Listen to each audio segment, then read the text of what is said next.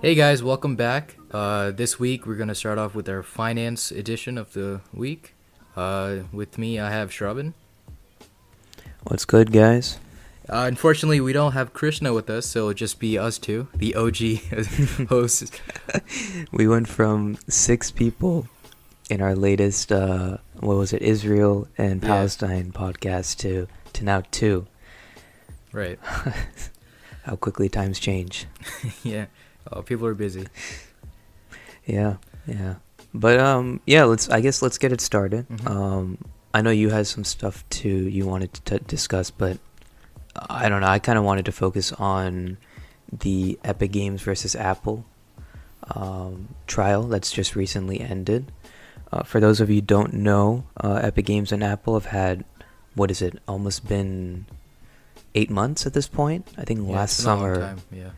Yeah, man, time has flown by. But yeah, Epic Games really, really charged at Apple, trying to uh, basically create as much tension between those two parties as much as possible.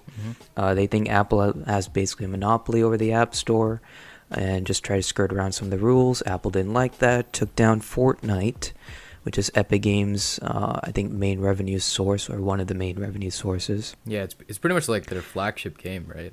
So Yeah, yeah. I mean, I guess it's another topic we can get to another time, but it's interesting what Epic Games is doing with their launcher. Like, so many popular games are now free on their platform. hmm Um, yeah, I don't know if they will start selling data like a lot of other free companies out there, but it's interesting to see what they're doing. And I don't know exactly how they'll make money, because well, I I mean, mean, in-app purchases it, can't it be everything. no, I mean it is everything. I think, just off, like the emotes and like the skins in Fortnite, right? The battle pass. Mm-hmm. These are like they make so much money off that. They made billions of dollars just last year off that. So I mean, Epic Games is well positioned in their games. But Yeah, but the issue with Apple, right, is mm-hmm. they have this system where the developers have to pay a 30% cut for whatever in-app purchases they have. All right. Yep. This is a problem with Epic Games was that they bypassed this, right? That's the whole situation, and Yeah, Epic, they have their own payment system, right. or something like that. So Epic Games' main argument is saying that Apple is kind of monopolized the app store, or just general phone games, right? And they kind of they're forcing developers to give a third, pretty much, of the revenue.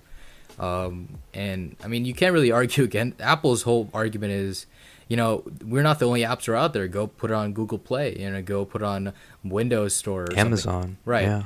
You can't really There's do other that players because out there. Apple, iPhone is a huge Mm-hmm. user base, right? So yeah, I mean, I think so. The judge recently, she just the case recently ended with both sides giving their closing arguments. The judge, she's gonna give her verdict. I think maybe like a few months from now. I'm not sure the exact date. But yeah, I mean, Tim Cook gave his closing statement. Basically, what we just said. That you can go out, you can put it on another store, right? I mean, this is how like Apple approaches pretty much everything. When you had remember the tile, not the tile, the Apple tracker that they had. I forgot what the name was, but the same The thing. one that recently came out, the tag. Yeah, the tags. So recently, Tile, right? That was really popular before the tag came out. They said, this is kind of like Apple monopolizing this, but Apple said, just what they said was, we're just selling this, right? You can't really say it's a monopoly, right? That so Apple's kind of like they Yeah, because it's not like they're really. I mean, Apple, in a sense, they're not really price gouging like other companies, which we'll talk about later. It's just that their brand is so popular that right, everyone just goes to them to buy everything. right.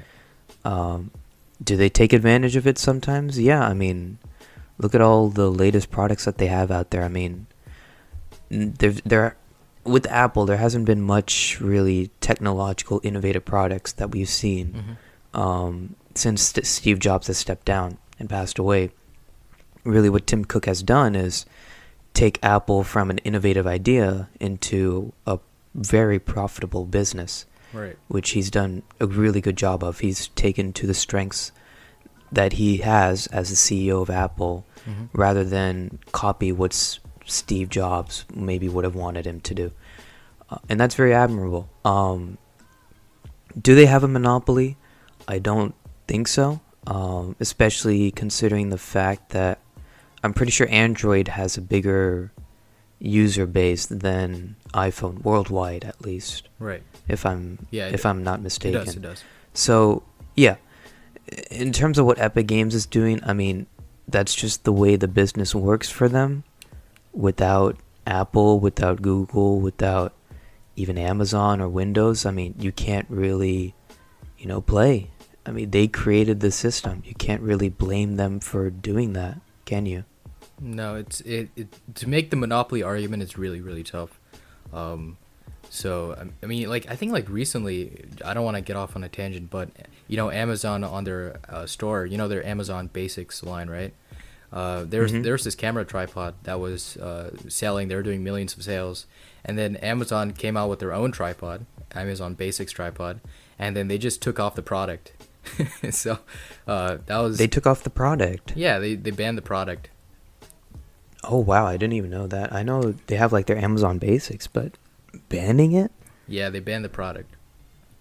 Was it like, what did they say? Was there like a response to it, or? No, it was just it was for some reason, but they took down the product, and Amazon Basics their tripod has been advertised on every page, and that's that's how they use their platform. So it's not really a good comparison to what Apple is doing, but yeah, I mean this is the platform they created. They have set the rules, 30% commission. And if you want to take your business elsewhere, you just got to take it elsewhere. I mean, that's just how the ball rolls. So Yeah, I mean, Apple has to make some money off its app store, Mhm. and this is the way they do it. And I'm pretty sure, even in the background, there are agreements between Apple and whoever the apps are within the companies of maybe, not a 30% cut, but maybe a 20% cut, because they're such a big contributor to the App Store. So yeah, they definitely could have some deal where they get some reward back or something like that. yeah, I mean, I don't think this case will be over. I think either two things will happen. One is, like I said, a deal will happen where Apple will, maybe offer like a 20% cut instead of 30% cut for all like in-app purchases. Mm-hmm. And maybe the other option is the judge rules in the favor that the other side doesn't want them to, and it gets taken to appeals, and we can see what happens there. Yeah. Well, let's move on to Amazon. I think today was a pretty major announcement. The what was it? The Attorney General, right? Yeah, Attorney General for DC out of everything. Right. So the Attorney General's office has filed a antitrust lawsuit against Amazon. Interesting. Amazon also came out with the news that they're acquiring MGM, right? For $9 billion. Yeah, it was around $9 billion. Jesus Christ. It's going to be, I think someone else was talking about this. It's going to be Amazon versus Disney. And Netflix, I guess, is still there.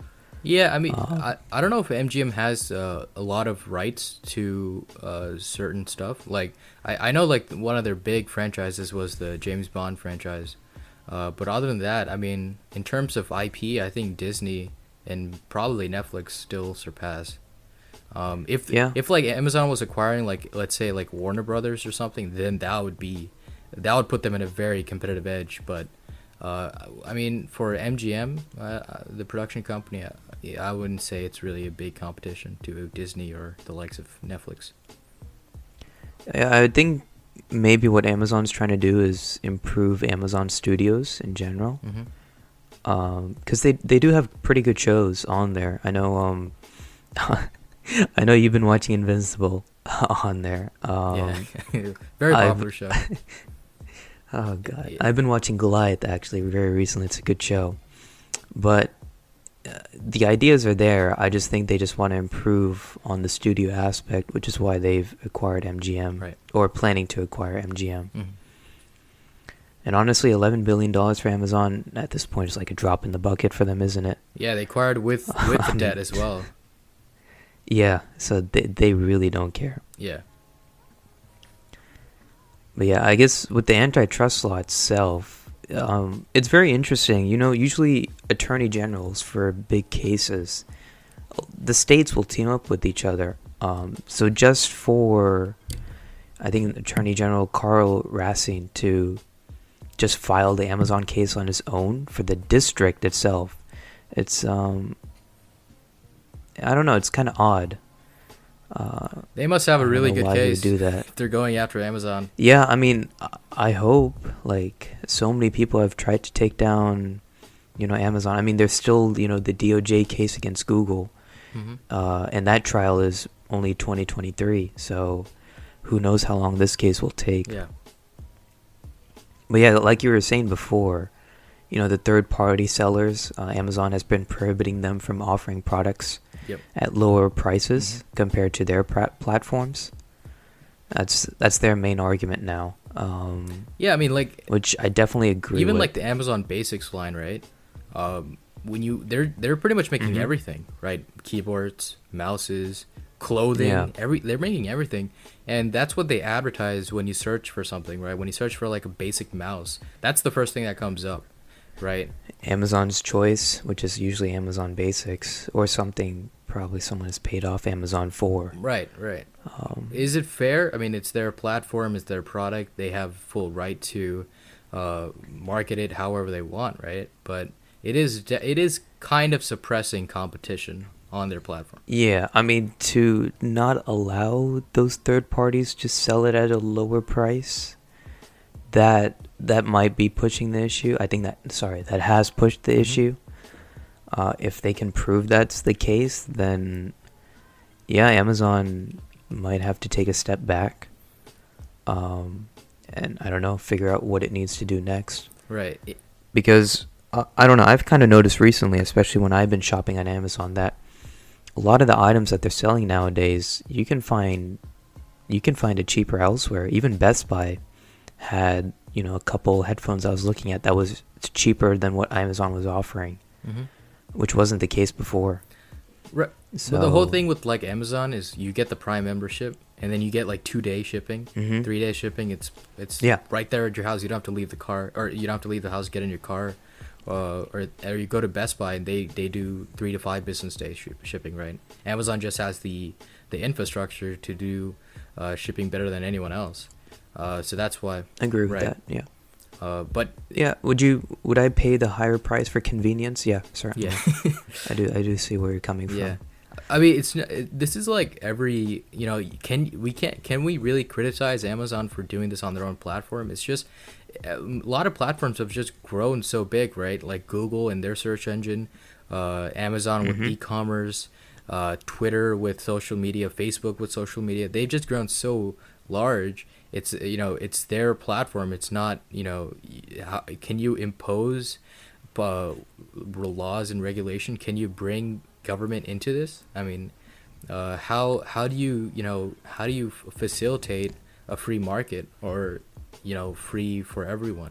I mean, Because Amazon's in everything now. yeah, it's That's the thing. Like, people, I don't know if people, I mean, some people realize how many hands Amazon has dipped their industries into, but it's ridiculous. I mean, they own Twitch, and then they own, they have their own pharmacy. I mean, they've literally taken control of almost every industry, or not taken control of, but at least dipped their hands in every industry that the U.S. has to offer. yeah, they're literally trying any hot market right now. They're in it, right?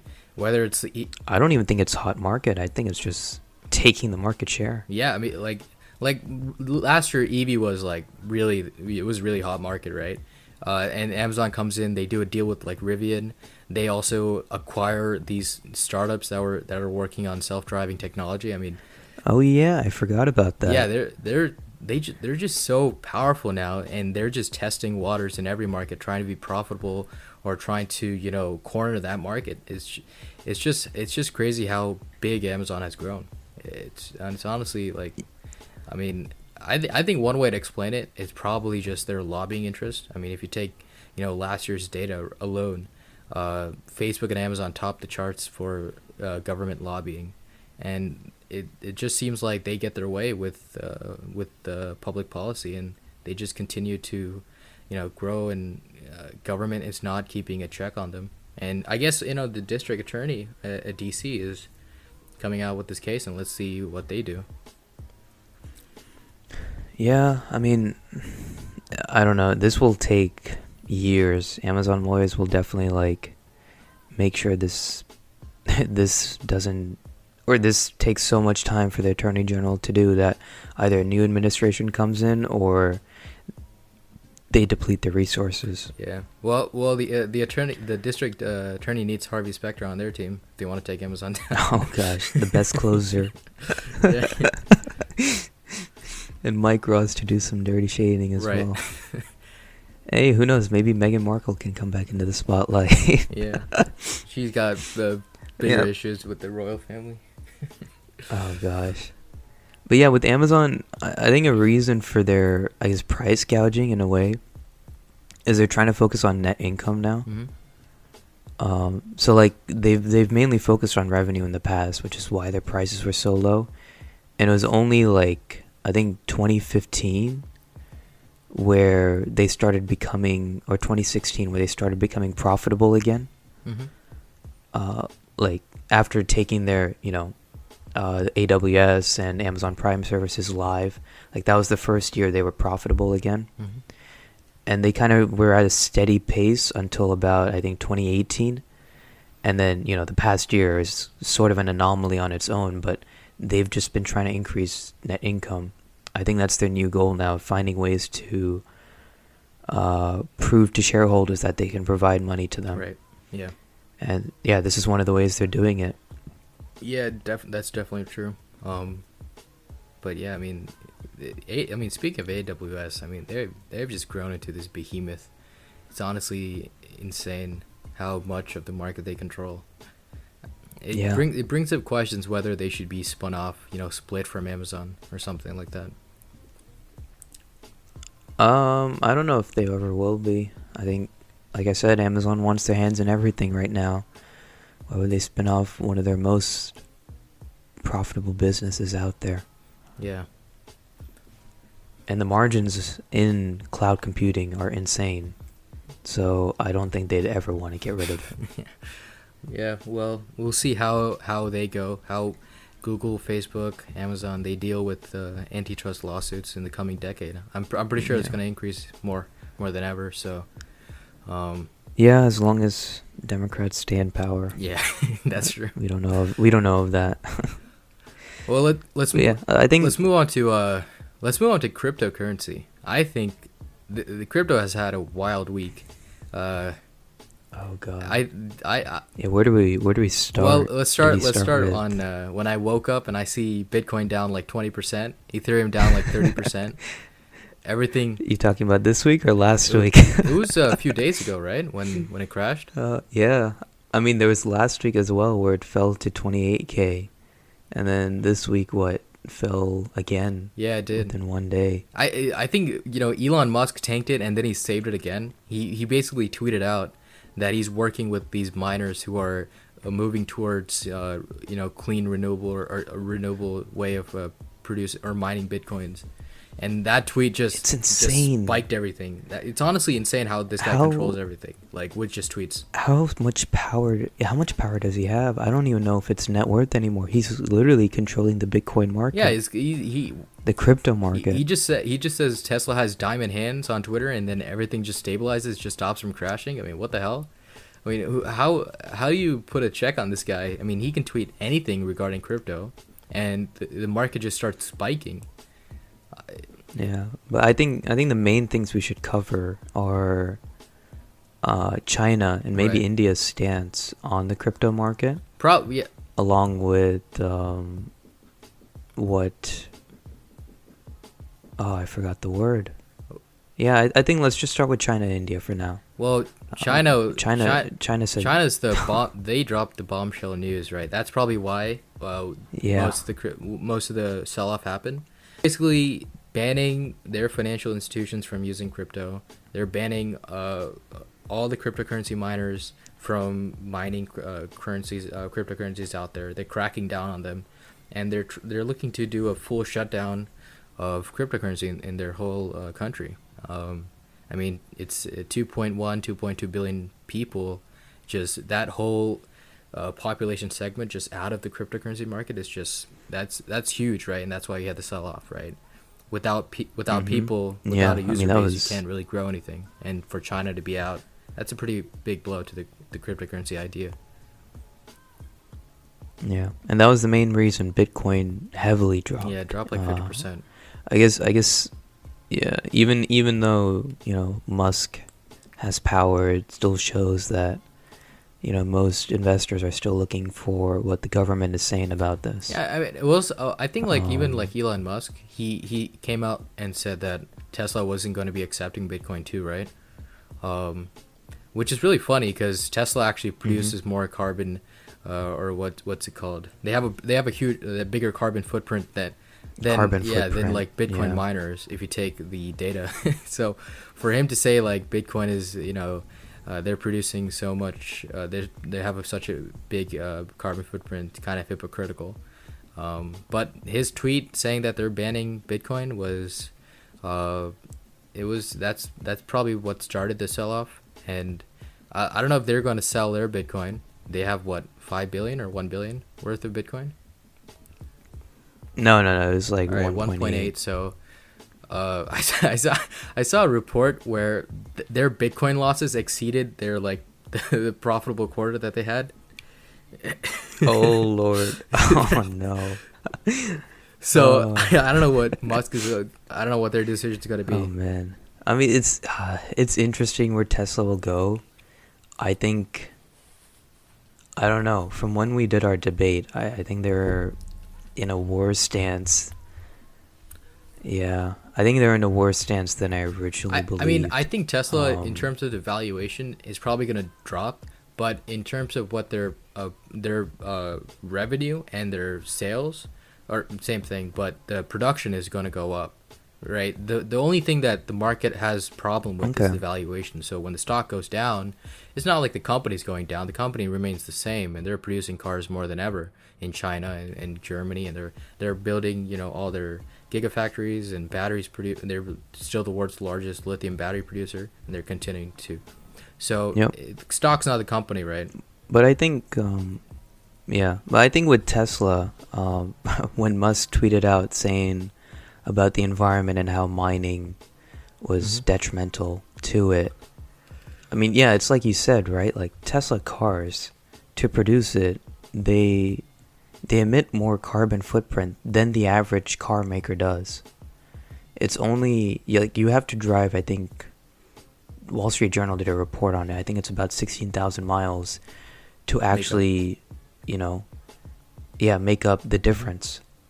And then only are you truly saving the planet. I mean, Tesla's innovative and all. I just think it's going to need another couple of years before even if I had the money into it, I'd buy it. But yeah, it's going to take a couple of years for me to truly get myself into the EV market. Yeah, it's just the valuation. I think it's still all too new. Yeah, but I think going back to crypto, let's not stray too far away from it. In January, all the way till the end of January, let's say it, the SPACs. Who's talking about SPACs anymore? On fire. It's like everyone forgot about it. Exactly, right? Virgin Galactic died. Clover died. Forget about the ones that actually merged. Look at Shuman's his IPO, the IPO A, IPO B, all the way to F and G. They went up 100, 200%, and now they're back to where they were, where they opened at. No one's buying them anymore. I mean, yeah, no one is. I don't know. For me, it's raised the question. You know how SPAC has dropped so quickly, and it's been it's hyped up for 6-8 months or something like that. Crazy. So is crypto on like the same chart? Are they on the same path as SPACs right I now? mean, look, when something gets euphoric, right, it is going to pop. I mean, it's just a bubble, right? That's just the bubble theory, right? You have SPACs that had the same that suffer the same consequence, and crypto is probably going to do the same. I mean, to be able to hold a $1 trillion valuation for the crypto market, I find it really unreasonable. I don't think Especially in this day and yeah, it's age. not even widely adopted yet. I mean, when you buy, people look at Bitcoin as an investment when you should be looking at it as an alternative currency, right? Why would you buy Bitcoin, right? They're buying it because it's the people who don't trust in the government. It's people who don't trust in the dollar because people don't trust in the fiat currency theory, right? They're trying to take a stand against the world governments, and to me, I'm not saying this in support of world governments. I'm just saying that the world governments are so powerful they can just write a piece of paper and just ban it, right? And that's the risk you're taking, and that's what you saw with China. And also, there are reports of blockchains being hacked, and once blockchains become widely hackable, that defeats the whole purpose. So, it is a very. I mean, is there a future in this? Of course, there's a future, but the valuation is just the question for everything. Is $1 trillion right now justified? It was at $2 trillion a couple weeks ago, but $1 trillion is still like too high, in Yep. my opinion. For, I mean, Bitcoin. I mean, it's still not like easily accessible for everyone. You can't just go buy Bitcoin at a bank right now. So you gotta buy it. You gotta install an app. You gotta transfer the money in, and it's a whole process. It's not really widely accessible, and it's also not, because of that, it's not widely used. So to give it a $1 trillion valuation is just insane, to be honest.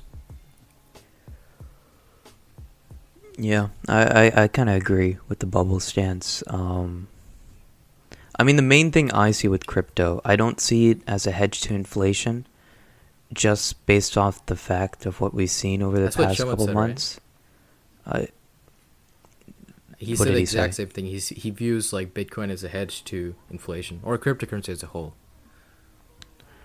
Oh, I don't view it as a hedge to inflation. Yeah, I'm saying that's what he I said, think it's just and he's one another of the asset. huge promoters Okay, of well, Bitcoin. I don't know. I disagreed with that stance back then, just based off the fact that whenever the dollar seems to weaken or anything like that, crypto also takes Hmm. a crash. I mean, we have to see substantial proof that it's a hedge. You can't just base it off the fact that because it's a decentralized currency, digital or not, that it's going to be a hedge to inflation. It's going to be a hedge to the dollar weakening. I mean, there's so many other factors at play. And yeah, going on to that, the other thing I wanted to talk about is, you know how JP Morgan, Morgan Stanley all introduced those crypto, Those whatever it is, those like transactions crypto within their derivatives or banks. something like that. Yeah, and no one's buying it, Let's go back to like or not the as hedge not part as many. where, see, the whole like thing with crypto or Bitcoin, at least let's talk about Bitcoin. They kind of view it as Hmm. like an alternative to gold, and that's where the hedge against inflation argument comes in, right? Gold is seen. No, I agree with that, but like the majority of investors have to Yeah, believe in that, that's the and issue. if yeah, and for JP Morgan, Morgan Stanley, right? For them to introduce it to their high valued clients, those clients then need to Right. invest in it. And then or come out and say like, "Oh, this is like a hedge against Right. inflation." If people believe that's a hedge against inflation, it will be a hedge against inflation. That's how consumer Hmm. behavior works. But, if only a quarter of the population believes it and three-quarters still believe that gold is still the best bet against inflation, which is where most of the investors are right now, then we'd have to look to gold right now to hedge us against inflation or other assets, whichever they might be. And maybe we can do Bitcoin in another time. Maybe once, the old age dies, the new generation comes in with all the Hmm. wealth that they have. Maybe they'll start investing in Bitcoin and other digital currencies as a hedge to inflation. But to say that for now, it's uncertain. Yeah, I mean, yeah, that's I agree with that. there's just, I mean, if you take the cryptocurrency market as a whole, there are certain cryptocurrencies that have fixed volume. That means they're not produced; they're just mineable to a certain, there. I like for Bitcoin, for example, has 21 bitcoins out there, but currencies like Dogecoin and a few other altcoins out there, they can be made as much as they want. So the argument is, you're saying this is an alternative to fiat currency because of its whole new technology, but it's pretty much the same thing, just a digital version of it. And that's why I think Bitcoin is probably more popular than Ethereum, because I think Ethereum doesn't have a fixed volume or fixed what's it called? I think for stocks it's outstanding, but for it's I think it's like I guess the same, it's same volume is the same term, but Bitcoin, there's fixed volume with only 21 bitcoins out there, and it's the same thing with concept with gold, right? Gold has a fixed volume. I'm pretty sure no one out there is making gold out there. It's just being mined, and same thing with Bitcoin is being mined digitally. And to mine gold, you gotta bring in all your equipment. You gotta buy pickaxes, or you buy like some big machinery, and that's how you get rewarded for mining the gold, right? Same thing with Bitcoin. You buy all GPU processors, you download software, and for that, for the electricity you pay, you get rewarded in Bitcoin. And there's so many so many parallels between Bitcoin and gold, and that's why they see it as a hedge.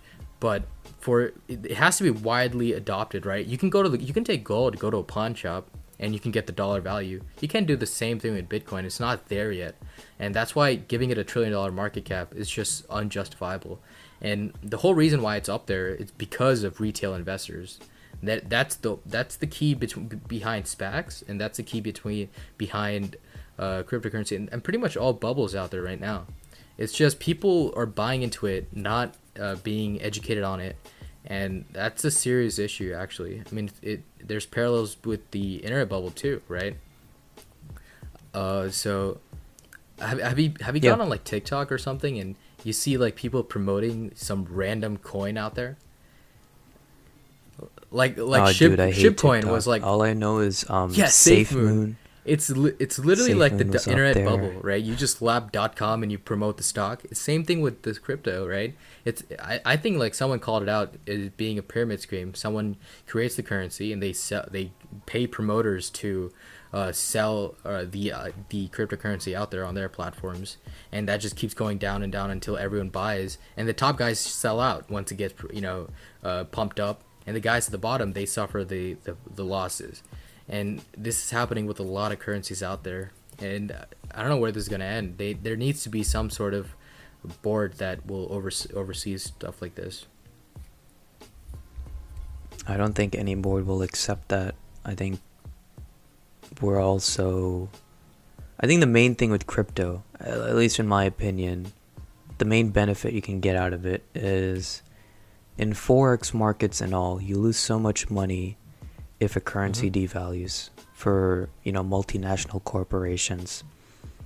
So the main thing you could get out of crypto is, if you do all your business in crypto, it's easy to transfer. You don't lose money doing it, as long as the volume is there, which means there's a lot of stability behind it, and it's not as volatile as it is now. But as long as the volume is there, it's a stable price. It'll slowly increase or decrease. Right. It's a safe bet, but that's not where it is right now. Could it get there one day? Yeah, that's why I have small investments into Ethereum. I think that could be one of the first places to go. But other than that, I don't really see much use for it. I don't see any use for it at all, because no government will ever want it to back it up unless they're in such a hyperinflation mode that's their last resort. Governments will only look for power, and they would need to control Bitcoin. Unfortunately for them, it's a blockchain, completely different concept, right? So that's why you see India banning it, you see China banning it, because this will ultimately take down their financial institutions, right? It is completely decentralized, and that's the whole idea behind it. It will disrupt their whole what they have right now. So will it eventually disrupt? Possibly. I mean, who knows? Is it like coins like Ethereum are probably the best bet to invest in because Ethereum is essentially like an operating system, right? People are building apps on it. It's pretty much like Yeah. it's like Internet 2.0.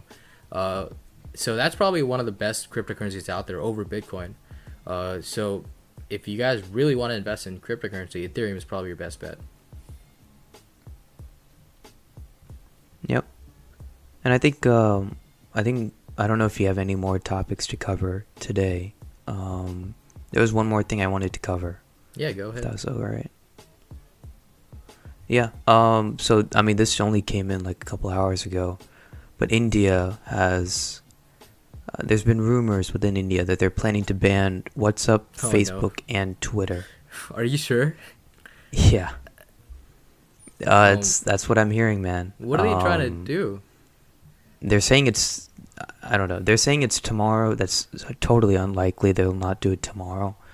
But is it a possibility for them to do it? I can actually see it Oh happening. my god. Are they trying to bring some WeChat or some type of shit like China?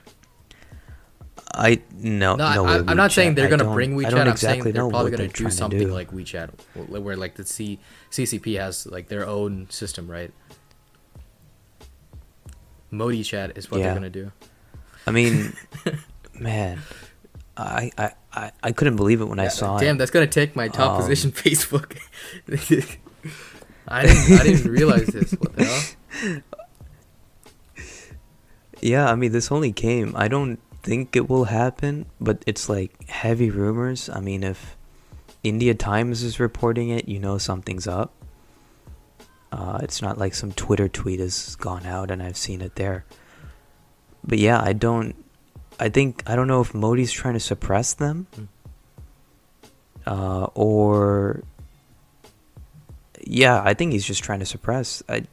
It's clear, Well, isn't it? I don't understand why. I mean, banning TikTok, right? I guess you can see the motive behind it. China was collecting data through the app, but I mean, U.S. and India are in good relations. We use their employees for software engineers. We use those call centers in Bangalore, and all our companies benefit equally. And for them to, outright ban Facebook and WhatsApp and Twitter too, I mean, I mean, I have to look into this. I'm pretty shocked to listen to this. Yeah, I mean, right now what's happened is it looks like India's provided some significant regulations to them. They haven't really said what it is exactly. Main thing is they have to hire a nodal officer, so they'll coordinate with the law enforcement agencies 24/7, and with the government for any sort of coordination. Along with that, they have been asked to hire a grievance redressal officer, and they are, whom the social media users will be able to approach with any sort of grievances, Okay. if necessary. And companies, like WhatsApp, have been asked to ensure that they can trace a message to the original sender. So it's kind of circumventing end-to-end decryption, Interesting. if you get what I mean. Yeah, so these are, what the government came out apparently a couple months ago, and I didn't realize this, but they had a deadline for this, and the deadline is tonight. Oh, Yeah, and sort of what Facebook said to this, they kind of responded saying, we aim to comply with the provisions of IT rules, blah, blah, blah, blah, continue to discuss more engagement with the government, the usual, right? But since the deadline's tonight, and who knows what mindset Modi's in, I mean, it is sort of a possibility, don't you think, that I they mean, could ban it? well, just based on Facebook's price action today, it looks like investors aren't worried about this. Then, right? I mean, Facebook was up 1% or something, right? Yeah. No, I mean, they had the same issue in Australia, and they got that worked out, so I don't think Yeah. it'll be... I was ban, on the impression but, that like- WhatsApp was doing very well in India because they were going to roll out there because WhatsApp was bringing out this payment system, right? And India's market was where they were going to test it out first. And this news came out like a few weeks ago. So for them to ban it, I mean, this is surprising to me, so I'll have to read into it. But I personally don't see that happening, to be honest. I don't think it's in India's best interest to ban Facebook, WhatsApp, and Twitter. Yeah. I think what might happen is they might just levy a fine. I remember Turkey last year, they also asked the social media companies to do some sort of similar guidelines that India is seeking. I don't think those happened. And I don't remember if Turkey did ban them or if they just banned their advertisements so they couldn't make any revenue within, Turkish area. Yeah. I have to read upon. I remember reading about it last year. I'm not too sure exactly what happened, but yeah, it's very interesting. And considering the fact that I mean, rumors are rumors on Twitter, but once it gets to mainstream news, that's different. That's when it gets concerning. Well, yeah, I mean, I mean, I'm pretty shocked to hear this, but I think that's all we have for today. If you guys are listening on Spotify, please share.